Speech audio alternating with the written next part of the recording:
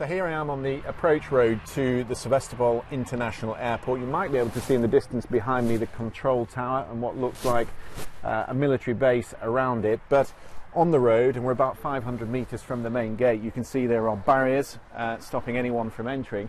And just another couple of hundred yards on here, a very professional looking unit. These men are carrying high-powered assault rifles. They're in Kevlar uniforms, Kevlar protective gear, Kevlar helmets, and there are two unmarked, soft-skinned personnel carriers there as well. They've not been down the road to meet us or talk to us, so we don't know who they are, but quite clearly we're not allowed to go beyond this point.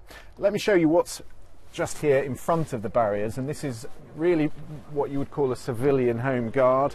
We spoke to this man here. He says he's a Ukrainian who speaks Russian, and he's here, he says, just to protect the status quo. But the flags that are flying on the road signs here are flags of Russian sympathisers, and they don't want to talk to us at all. In fact, they don't particularly like the presence of the Western media here.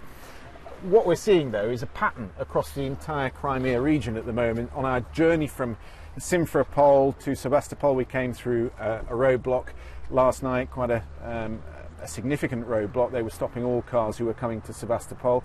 Also, of course, we know that there is an unknown unit within the Simferopol Parliament. Quite a bizarre situation there, because the Parliament is still in session and yet these armed men are inside. And also there has been a takeover of the Simferopol airport as well. So if it is a Russian presence, it's a sort of sense of sabre rattling. No one's really saying who they are.